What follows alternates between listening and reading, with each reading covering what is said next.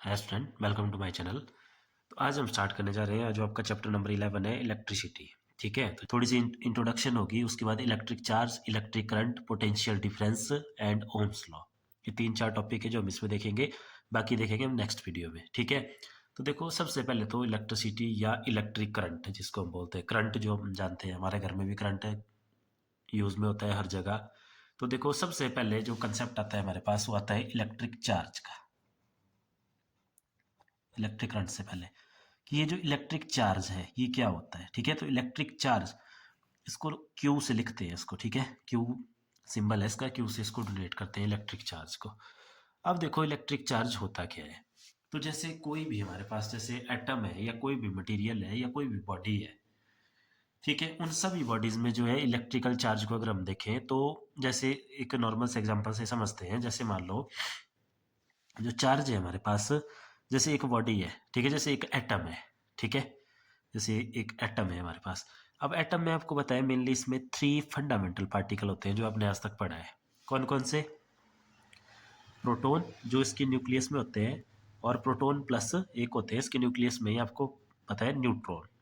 ठीक है, और थर्ड वन है हमारे पास इलेक्ट्रॉन, जो कि इसके न्यूक्लियस के बाहर पर्टिकुलर सेल्स में रिवॉल्व करते रहते हैं। ठीक है, तो इनके बेसिस पे इस इलेक्ट्रिकल चार्ज के कंसेप्ट को दिया गया सबसे पहले। तो देखो जो प्रोटॉन होगा उसके ऊपर होता है पॉजिटिव चार्ज, पॉजिटिव चार्ज होता है प्रोटॉन के ऊपर। आपके इलेक्ट्रॉन पे होता है नेगेटिव चार्ज, और उसके बाद जो न्यूट्रॉन रह गया उस पर कोई चार्ज नहीं होता, जीरो चार्ज है, इसको बोलते हैं, अभी न्यूट्रल है हमारे पास। ठीक है, तो देखो यहाँ से हमें एक आइडिया हो गया कि हमारे पास जो है चार्ज दो ही तरह के होते हैं, positive charge and negative charge. तो सबसे पहले इलेक्ट्रिक टाइप्स में आ गई एक हमारे पास पॉजिटिव चार्ज, पॉजिटिव चार्ज, और एक आ गया हमारे पास नेगेटिव चार्ज। दो टाइप्स के हो गए ना, positive charge and negative charge. अब देखो जैसे आपको पता है, आपने देखा है कि जो नेगेटिव चार्ज है वो इलेक्ट्रॉन की वजह से आता है। अगर इलेक्ट्रॉन ज़्यादा है तो आएगा नेगेटिव चार्ज। तो फिर क्या पॉजिटिव चार्ज प्रोटॉन के ज़्यादा होने से होगा? नहीं, ये आपने ध्यान रखना। जैसे आपने पढ़ा है केमिस्ट्री में भी कि जो भी हमारे पास केमिकल रिएक्शन होते हैं या नॉर्मल जो भी लेन देन होता है वो होता है इस इलेक्ट्रॉन का, ये इलेक्ट्रॉन ही ट्रांसफर होता है एटम से।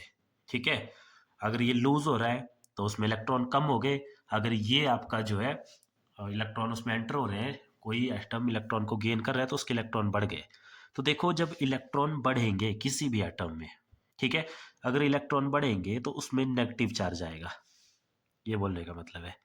इलेक्ट्रॉन का नंबर जैसे ऐसे मान लो ना, कोई एटम है आपके पास, देखो ये एटम है, अभी जो है ये ग्राउंड स्टेट में है, मतलब बैलेंस है, इसमें 10 इलेक्ट्रॉन है, 10 ही प्रोटॉन है। तो इसमें नेट चार्ज कितना हो गया? 10 पॉजिटिव प्लस 10 नेगेटिव हो गया 0। अब देखो मान लो क्या हो रहा है, इसने मान लो फर्स्ट केस हो गया कि इसने लूज कर दिए, मान लो 2 इलेक्ट्रॉन इसने लूज कर दिए, तो 2 इलेक्ट्रॉन इसने लूज कर दिए, तो अब इसके पास इलेक्ट्रॉन बच गए 8 इलेक्ट्रॉन, और प्रोटॉन है इसके पास 10 प्रोटॉन। तो अब देखो नंबर ऑफ प्रोटॉन ज़्यादा हो गए ना हमारे पास, कितने ज़्यादा हो गए? 2, तो इसमें चार्ज आएगा 2 पॉजिटिव। उसी तरह से इसी का केस लेते हैं, अगर मान लो 10 इलेक्ट्रॉन 10 प्रोटॉन में, अब कहीं से इसको 2 इलेक्ट्रॉन एक्स्ट्रा मिल गए, तो एक्स्ट्रा मिल गए तो अब इसके इलेक्ट्रॉन कितने हो गए केस 2 में, जब इसने गेन किए 2 इलेक्ट्रॉन, तो उस टाइम इसमें जो इलेक्ट्रॉन थे वो हो गए 12 इलेक्ट्रॉन, और प्रोटॉन रहे इसमें 10 ही। तो अब देखो अब नंबर ऑफ इलेक्ट्रॉन ज़्यादा हो गए हैं, तो उस केस में इसमें जो चार्ज आ गया वो आ गया 2 नेगेटिव। ठीक है, तो एक चीज़ का ध्यान रखना है कि अगर चार्ज पॉजिटिव आए चाहे चार्ज नेगेटिव आए, वो इलेक्ट्रॉन के लेन देन से ही आता है। नेगेटिव चार्ज आएगा जब इलेक्ट्रॉन ज़्यादा हो जाएंगे उसमें, पॉजिटिव चार्ज आएगा जब इलेक्ट्रॉन कम हो जाएंगे। ठीक है, तो ये देखो थोड़ा सा इसमें चार्ज का भी आइडिया हो गया, टाइप्स का भी आइडिया हो गया। अब बात आती है इनकी वैल्यू की। ठीक है, तो ये जो इलेक्ट्रॉन एंड प्रोटॉन है इन दोनों पे चार्ज बराबर होता है। ठीक है, जो दोनों पे चार्ज होता है इलेक्ट्रॉन एंड प्रोटॉन पे, इलेक्ट्रॉनिक चार्ज जिसको हम बोलते हैं इलेक्ट्रॉनिक चार्ज, और दूसरा प्रोटॉन पे जो चार्ज है प्रोटॉन, प्रोटोनिक चार्ज। ठीक है, अगर इनकी वैल्यू की बात करें, मैग्नीट्यूड की बात करें, तो इनका मैग्नीट्यूड होता है 1.6 इंटू 10⁻⁻19 कुलम। प्रोटॉन पे भी 1.6 इंटू 10⁻⁻19 कुलम ही होता है। लेकिन देखो अब हमने इनको अलग अलग डिफ्रेंशिएट किया है ना, इलेक्ट्रॉन को किया है हमने नेगेटिव चार्ज से, और इसको किया है प्रोटॉन को किया है पॉजिटिव चार्ज से। तो ये आपका नेगेटिव साइन से हम दिखाते हैं इसको, और इसको पॉजिटिव से, या नहीं लगा है तो भी अंडरस्टूड है कि पॉजिटिव है। ठीक है। एक चीज का ध्यान रखना, ये जो साइन यूज हो रहा है ये सिर्फ इनके टाइप्स को बता रहा है, और इस टाइप्स को हम पोलैरिटी भी बोलते हैं। ठीक है, इसी टाइप को पोलैरिटी के नाम से भी जाना जाता है। तो इलेक्ट्रॉन या जो नेगेटिव चार्ज है उसकी पोलैरिटी होती है नेगेटिव, तो उसको नेगेटिव से दिखाया जाता है, और प्रोटॉन वाली पॉजिटिव साइन से।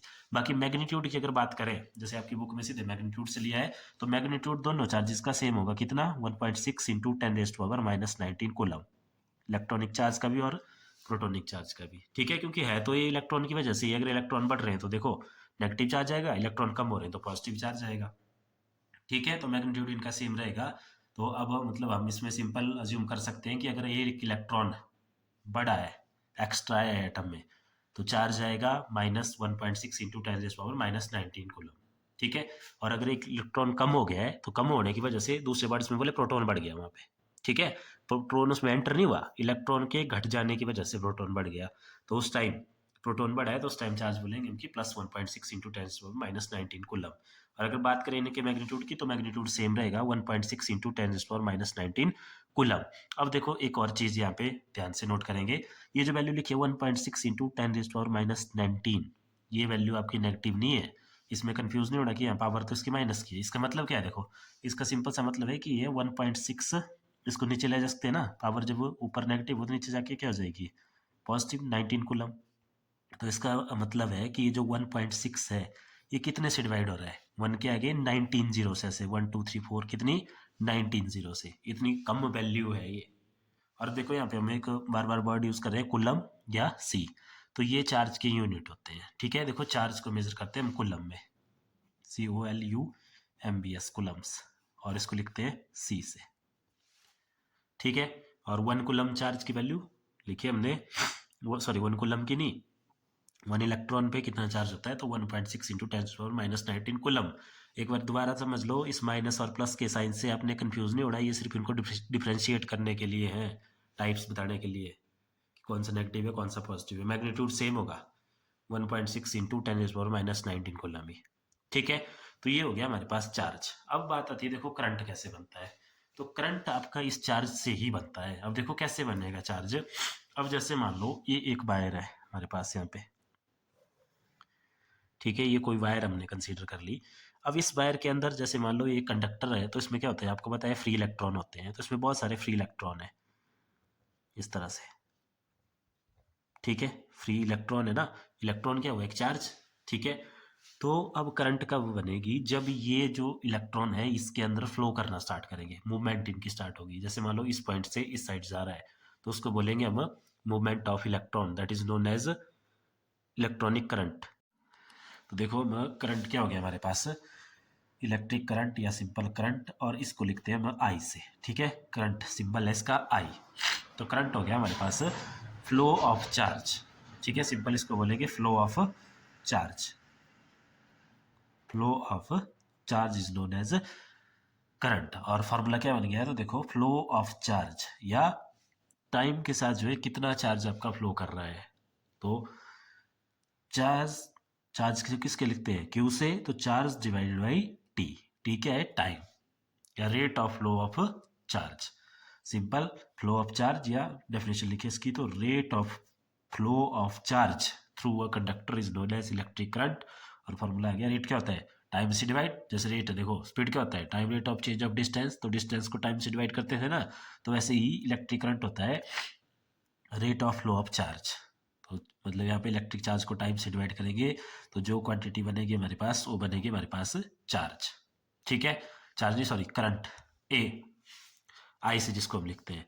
अब देखो नेक्स्ट इसमें देखेंगे हम, अगर इस करंट की यूनिट लिखें, जैसे चार्ज की ऐसा यूनिट क्या है, कुलम, ऐसा यूनिट है ये। ठीक है, कुलम। तो अगर करंट के हम लिखें, तो देखो इस फॉर्मूले से अगर लिखें यूनिट ऑफ करंट, ऐसा यूनिट ऑफ करंट, तो यहाँ से क्या हो जाएंगे, ऐसा यूनिट ऑफ करंट। देखो चार्ज के होते हैं कुलम, और टाइम के होते हैं ऐसा यूनिट सेकंड, तो हो गया कुलम पर सेकंड। ठीक है, लेकिन इनको कुलम पर सेकंड नहीं बोला जाता, इनको बोला जाता है, या इसको देखो ऐसे लिखते हैं कुलम पर सेकंड, या कुलम और सेकंड ऊपर गए तो सेकंड इनवर्स, ये तीनों एक ही बात है, कुलम पर सेकंड। अब इनको बोला जाता है सिंपल ए से, ए मीन्स एम्पियर, एम्पियर। ठीक है, मतलब 1 एम्पियर किसके इक्वल होता है, तो 1 एम्पियर होता है देखो 1 कुलम पर सेकंड के इक्वली। ठीक है, एक ही बात है, कूलम पर सेकंड, पर इसको जानते हैं हम एम्पियर के नाम से, और सिंबल है इसका ए से। ठीक है, और देखो ये जो स्क्रीन पे मीटर दिख रहा है आपको, इसको बोलते हैं एमीटर। एमीटर बोलते हैं इसको, और इसका काम होता है करंट मेजर करना। इसमें देखो एक स्केल भी बनी हुई है, तो जो हम किसी भी सर्किट में या किसी भी वायर में इलेक्ट्रिक करंट मेजर करेंगे कि कितना करंट है, तो इस मीटर की हेल्प से हम मेजर करेंगे कि कितने एम्पियर का वहाँ पे इलेक्ट्रिक करंट बन रहा है। ठीक है, तो ये हो गया चार्ज और करंट। चार्ज क्या हो गया, सिंपल हमारे पास rate of flow of electric charge या सिंपल चार्ज, तो I is equal to Q by T, और इसके ऐसा यूनिट ऑफ करंट हो गया हमारे पास एम्पियर, और 1 ampere is equal to 1 coulomb upon second. ठीक है, तो ये हो गया इलेक्ट्रिक करंट। अब देखते हैं नेक्स्ट है हमारे पास पोटेंशियल डिफरेंस। अब देखो पोटेंशियल क्या होता है, या पोटेंशियल डिफरेंस, और इसको डिनोट करते हैं हम बी से। ठीक है, अब बी से इसको क्यों डिनोट करते हैं, क्योंकि आपने वर्ड सुना होगा वोल्टेज, तो जो वोल्टेज हम बोलते हैं वो वोल्टेज यही है, पोटेंशियल या पोटेंशियल डिफरेंस, ये दोनों भी सेम चीजें। देखो कैसे क्या है ये देखते हैं इसमें सारा। अब जैसे देखो अभी तक हमने देखा इसमें कि अगर मान लो ये कोई वायर है, जैसे ये वायर है ना, अब इसमें इलेक्ट्रॉन तो प्रेजेंट है, फ्री इलेक्ट्रॉन, लेकिन इनका एक पर्टिकुलर डायरेक्शन में जब मूवमेंट होगी तब इसमें जो है करंट क्रिएट होगा। तो अब ये अपने आप तो मूव करेंगे नहीं, तो इनको मूव करवाने के लिए हम क्या करते हैं, ऐसे देखो इलेक्ट्रिक सर्किट में अगर करंट फ्लो करवानी है हमने, तो क्या करते हैं, उसमें हम एक बैटरी कनेक्ट करते हैं ना, ऐसे जैसे इसका बैटरी का पॉजिटिव एंड यहाँ कनेक्ट कर लिया, और दूसरी साइड जो नेगेटिव एंड है उसका वो दूसरी साइड कनेक्ट कर दिया, तभी जो है इस बैटरी से वोल्टेज अप्लाई होगी, एक वोल्टेज अप्लाई होगी इन इलेक्ट्रॉन्स पे। वोल्टेज अप्लाई होने का मतलब है, ऐसे ऐसे बोल सकते हैं कि एक फोर्स अप्लाई होगी, जो फोर्स इन इलेक्ट्रॉन्स को धक्का लगाएगी ताकि ये मूव करें। ठीक है, तो इसी फोर्स को हम बोलते हैं, जो बैटरी के थ्रू हम फोर्स अप्लाई कर रहे हैं, इसी को बोलते हैं वोल्टेज और पोटेंशियल। ठीक है, तो पोटेंशियल क्या हो गया, अब देखो अगर इसको हम लिखे तो ये हो गया, देखो अब कोई भी चार्ज है यहाँ पे क्यू चार्ज, ठीक है, जैसे इस वायर में ये क्यू चार्ज है, इस चार्ज को हमें मूव करवाना है तभी करंट बनेगी।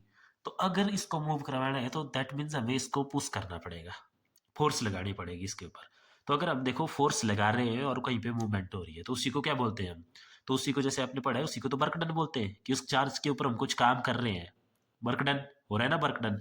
तो देखो पोटेंशियल होगा हमारे पास work done per unit charge, कि किस चार्ज के ऊपर कितना वर्क कर रहे हैं, या उन चार्ज को मूव करवाने के लिए जो वर्क कर रहे हैं, that is potential.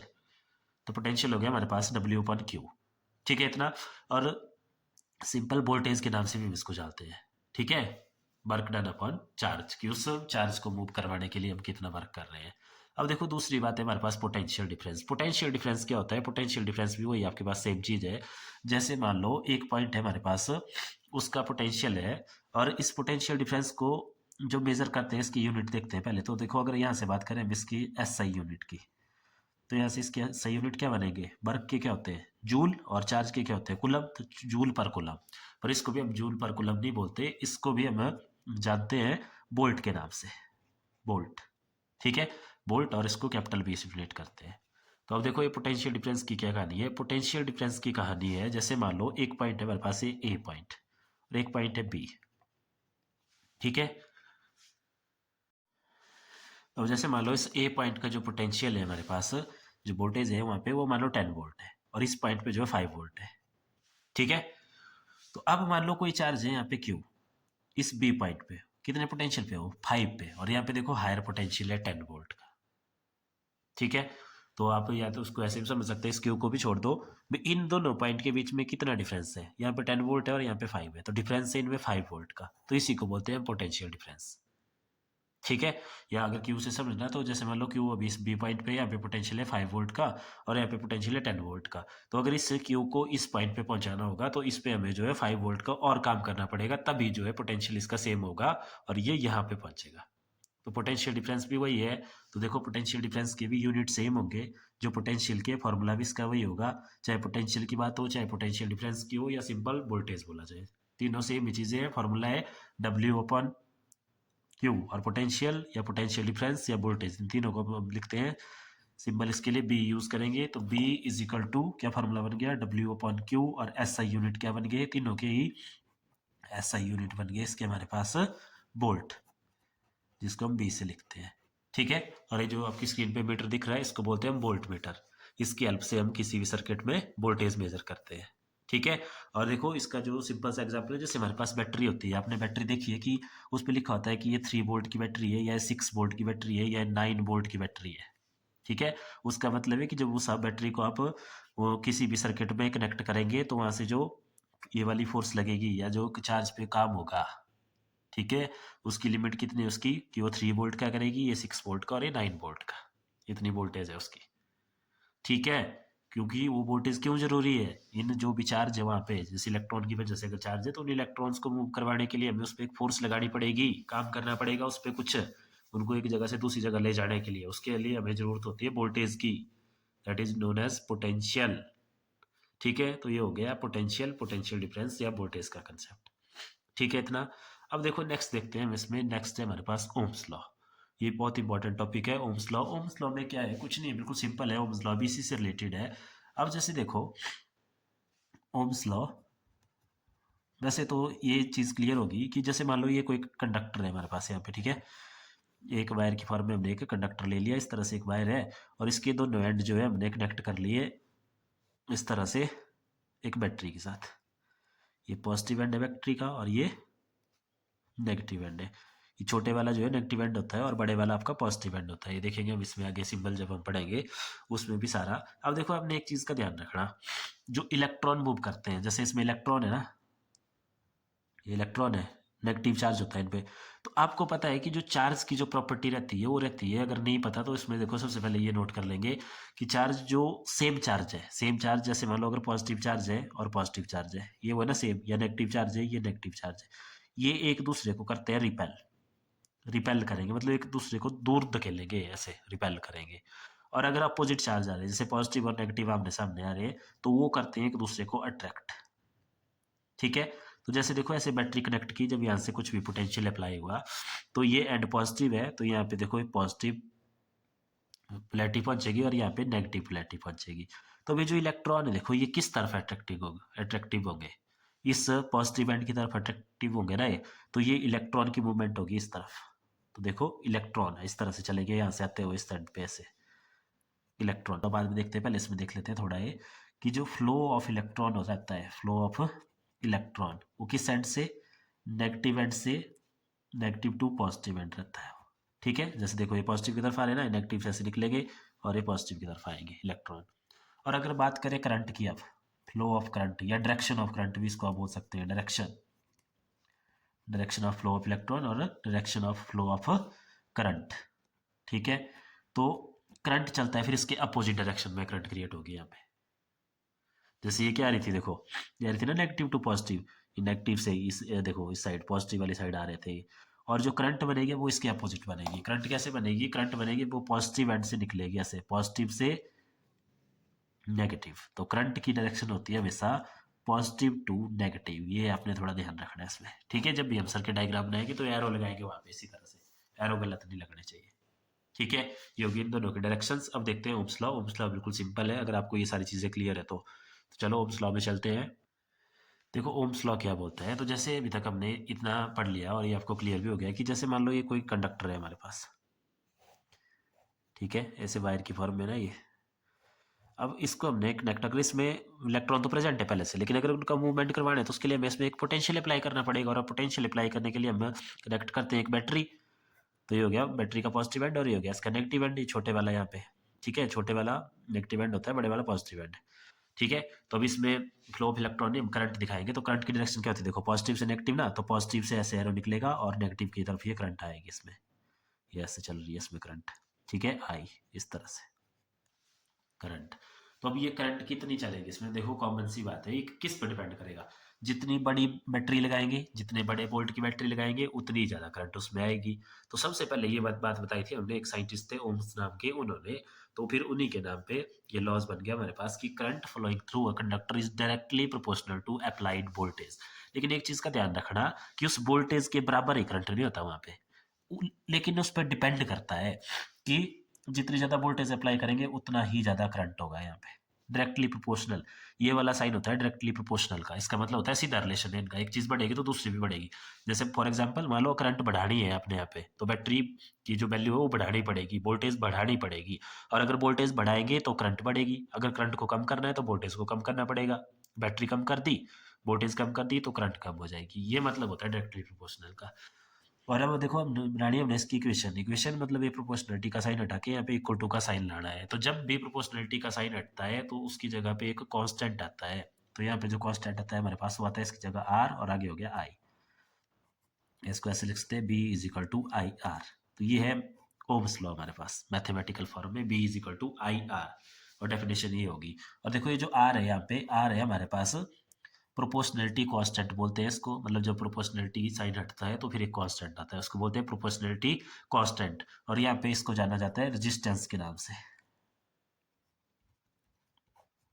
Resistance, resistance के नाम से इसको जाना जाता है। ठीक है, ओम्स लॉ इतना ही है आपके इसमें। तो ये हो गया ओम्स लॉ। अब देखो ये आर क्या है, रेजिस्टेंस इसको हम बोलते हैं। अब इस रेजिस्टेंस को हम डिफाइन करेंगे। तो ये जो रेजिस्टेंस है ये उस मटेरियल की अपनी प्रॉपर्टी होती है जिसमें से करंट पास हो रही है। जैसे अगर मान लो किसी पर्टिकुलर वायर में से करंट पास हो रही है, तो उस वायर की एक ऐसी प्रॉपर्टी होगी कि उस प्रॉपर्टी की वजह से वो अपने में से जो करंट का फ्लो होगा उसको अपोज करेगा। ठीक है, मतलब वो वायर नहीं चाहेगी या वो प्रॉपर्टी नहीं चाहेगी कि इसमें से करंट पास हो, अपोज करेगी उसको। ठीक है, तो रेजिस्टेंस होती है opposition offered by the conductor to the flow of current. अगर हम इसकी डेफिनेशन लिखें तो क्या हो जाएगी, opposition offered by the conductor itself, अपने आप, itself to the flow of, to the flow of current through itself, through itself. ठीक है, मतलब वायर की बात कर ले या कंडक्टर की बात कर ले, अपनी प्रॉपर्टी होती है उनकी एक, जिसकी वजह से जो उनमें से करंट पास होना है उसको अपोज करने की कोशिश करती है। ठीक है, तो अगर यहाँ से देखो, अगर फॉर्मूला लिखे हम रेजिस्टेंस का, तो यहाँ से क्या फॉर्मूला आ जाएगा, देखो आर इज इक्वल टू यहीं से बी अपॉन आई, यानी कि रेजिस्टेंस का फॉर्मूला आ गया हमारे पास बी अपॉन आई। बी क्या है, वोल्टेज, और आई क्या है, करंट। तो अगर इसकी एसआई यूनिट की बात करें तो एसआई यूनिट देखो यहाँ से क्या आ जाएंगे, इसके बी के क्या होते हैं, अभी देखो लिखे तो हैं पीछे, बोल्ट, और आई के एम्पियर, या सिंपल बोल्ट पर एम्पियर, और इसको ऐसे भी लिख सकते हैं बोल्ट पर एम्पियर। ठीक है, बट इसको भी बोल्ट एम्पियर के नाम से नहीं हम जानते, इसको भी जानते हैं हम सिंपल ओम्स के नाम से। ओम्स ने दिया था ना लॉ, तो रेजिस्टेंस की यूनिट इन्होंने अपने नाम पे दी है ओम्स। ओम्स, ओम्स है इसके एसआई यूनिट। ठीक है, और 1 ओम्स की वैल्यू कितनी होगी, 1 वोल्ट पर एम्पियर, और 1 एम्पियर। ठीक है, क्लियर है इतना। अब देखो इसको थोड़ा सा यहाँ से समझ लेते हैं कि कैसे ये क्या होता है। जैसे ये ना हमारे पास ohm's law V is equal to I R, इसका मतलब ये है देखो कि मान लो कोई एक वायर है हमारे पास, उसकी रेजिस्टेंस है मान लो 2 ओम की। ठीक है, तो फिर करंट कैसे डिपेंड करेगी उसमें। अब देखो रेजिस्टेंस मान ली हमने कि रेजिस्टेंस उसकी कितनी, 2 ओम की। एक एग्जांपल ले लिया हमने कि एक एग्जांपल है, मान लो रेजिस्टेंस 2 ओम की है। तो फिर देखो लॉ क्या है, V is equal to I R है ना, कि जो भी वोल्टेज हम अप्लाई करेंगे वो दो चीज़ों में डिवाइड होगी, एक आई और एक आर, दो फैक्टर बन रहे हैं। यही तो इक्वेशन का मतलब होता है कि जो लेफ्ट हैंड साइड और राइट हैंड साइड के इक्वल होनी चाहिए। तो जैसे ये आर तो फिक्स कर लिया हमने, देखो 2, तो ये आई कितना बनेगा, अगर मान लो वोल्टेज है हमारे पास 50 वोल्ट है, तो देखो कितना बनेगा, 25 आएगा ना, क्योंकि 25 टू ज़ा 50। अब देखो हम इसको कम कर रहे हैं, मान लो इसको 40 कर दिया, तो रेजिस्टेंस तो उसी वायर की कितनी है, 2 ही है ना, वही वायर रखी हुई है हमने। तो फिर उस टाइम में करंट भी कितनी होगी, तो 40 होने के लिए भी यहाँ कितना आएगा, 20। ठीक है, अब देखो नेक्स्ट टाइम में देखते हैं कि जब हम करंट को बढ़ा देंगे, मान लो अब हमने करंट नहीं सॉरी वोल्टेज, ये वोल्टेज कर रहे थे ना हम चेंज 50 40। अब मान लो जैसे ये 80 ले ली, तो रेजिस्टेंस तो वही है दोबारा 2, तो अब देखो ये फैक्टर कितना हो जाएगा, ये 40 हो जाएगा। देखो यहाँ से क्लियर है ना, जब वोल्टेज घट रही थी करंट घट रही थी, वोल्टेज बढ़ रही थी करंट बढ़ रही थी। ठीक है, ये इसका प्रूफ भी है। तो मतलब किसी भी सर्किट में कितनी करंट पास करेगी वो डिपेंड करेगी अप्लाइड वोल्टेज पे, जितनी ज़्यादा वोल्टेज उतनी ज़्यादा करंट। लेकिन एक फैक्टर और आता है वहाँ पे, क्या, दैट इज रेजिस्टेंस। अब जितनी ज़्यादा रेजिस्टेंस होगी उतनी कम करंट वहाँ पे बनेगी। अब जैसे देखो मान लो इसी एग्जांपल को दूसरी तरीके से समझते हैं, वोल्टेज ये रहते हैं, जैसे मान लो एक वायर ऐसी है, उसका रेजिस्टेंस है अलग अलग लेते हैं अब। जैसे मान लो 50 वोल्ट पे एक वायर ऐसी है, जैसे इसी को ले लेते हैं, उसका रेजिस्टेंस 2 ओम है, तो वहाँ पे करंट कितनी बनेगी 25। और मान लो कोई ऐसी वायर है कि वोल्टेज हमने उसको सेम अप्लाई किया, लेकिन अब जो उसकी रेजिस्टेंस है वो 5 ओम की है, तो करंट अपने आप कम हो जाएगी, कितनी हो जाएगी देखो 10। ठीक है, तो ये चीज़ का ध्यान रखना कि किसी भी वायर में से जो करंट डिपेंड करेगी अब, वो दो फैक्टर, एक तो वोल्टेज, जितनी ज़्यादा वोल्टेज अप्लाई करेंगे उतनी ज़्यादा करंट, लेकिन वहाँ पे एक और फैक्टर आपका मैटर मैटर करेगा, दैट इज रेजिस्टेंस। अगर वायर की रेजिस्टेंस ज़्यादा है तो फिर करंट वहाँ से कम पास करेगी। ठीक है इतना। अब देखो, अब देखते हैं इस रेजिस्टेंस के बारे में थोड़ा सा कि ये रेजिस्टेंस कैसे करती है हमारे पास। तो रेजिस्टेंस भी सिंपल है हमारे पास। किसी भी मटेरियल में रेजिस्टेंस किन किन फैक्टर पे डिपेंड करती है, वो है नेक्स्ट टॉपिक हमारा, फैक्टर अफेक्टिंग रेजिस्टेंस। देखो नेक्स्ट है फैक्टर अफेक्टिंग रेजिस्टेंस। तो अब आपको पता है जैसे ये कोई वायर है, ठीक है, ये जो इसकी रेजिस्टेंस है ये किस किस पे डिपेंड करेगी, आर। तो अब देखो ऐसे इसको समझो थोड़ा ध्यान से। रेजिस्टेंस होगी ऐसी चीज जिसकी रेजिस्टेंस ज्यादा है, वहां पे जो है करंट कम बनती है ना, ऐसा देखा ना अभी हमने। मतलब वहां पे करंट कैसे बनती है, फ्लो ऑफ इलेक्ट्रॉन से। तो वो जो इलेक्ट्रॉन को अगर फ्लो होने में दिक्कत आएगी तो रेजिस्टेंस ज़्यादा होगी, दिखती बात है। तो अब देखो कब आसानी होगी इसको, या रेजिस्टेंस देखो कब उनको प्रॉब्लम आएगी। तो एक तो जितनी ज़्यादा लंबी वायर होगी, जितना ज़्यादा लेंथ की वायर होगी, उतनी ज़्यादा उनको प्रॉब्लम आएगी, क्योंकि उतने दूर तक चलना है उनको, तो प्रॉब्लम आएगी, दिखती बात है। तो मतलब रेजिस्टेंस एक तो डायरेक्टली प्रोपोर्शनल होती है लेंथ ऑफ वायर के, जितनी लंबी लेंथ उतनी ज़्यादा रेजिस्टेंस। और दूसरा देखते हैं इसके एरिया के साथ।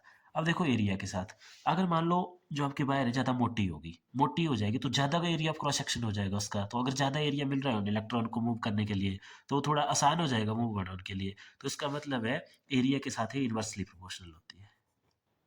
ठीक है, दो फैक्टर पर डिपेंड करती है, लेंथ के साथ डायरेक्टली प्रोपोर्शनल। जितनी ज़्यादा लेंथ होगी उतनी ज़्यादा रेजिस्टेंस होगी, और एरिया के इन्वर्सली, जितना ज़्यादा एरिया होगा उतनी कम रेजिस्टेंस होगी, मतलब आसानी से इलेक्ट्रॉन पास करेंगे। ठीक है, अगर इसको कंबाइन कर दें हम देखो, तो यहाँ से बन जाएगा R is directly proportional to, ऊपर आएगा एल और नीचे आएगा ए। दोबारा यहाँ से जब देखो ये प्रोपोर्शनलिटी साइन हटेगा, इक्वेशन बनाएंगे तो यहाँ पे अनदर कांस्टेंट आता है रो, इसको पढ़ते हैं रो, एल अपॉन ए, और where rho is constant of proportionality, और इसको पढ़ते हैं देखो रो। ठीक है, और ये जो रो है ये डिपेंड करता है अब आपका मटेरियल टू मटेरियल, क्योंकि थर्ड चीज जो है मटेरियल पे डिपेंड करता है। देखो इसको ऐसा नॉर्मल एग्जांपल से समझ लो, जैसे घर में वायरिंग करनी होती है तो बोलते हैं ना अच्छे अच्छी मटेरियल यूज करना उसमें, जैसे कॉपर और सिल्वर करते हैं। वो क्यों करते हैं, क्योंकि उसका ये जो रजिस्टिविटी है इस पे डिपेंड करता है, और रेजिस्टेंस साथ में। ठीक है, देखो साथ में आ रहा है डायरेक्टली प्रोपोर्शनल रो के।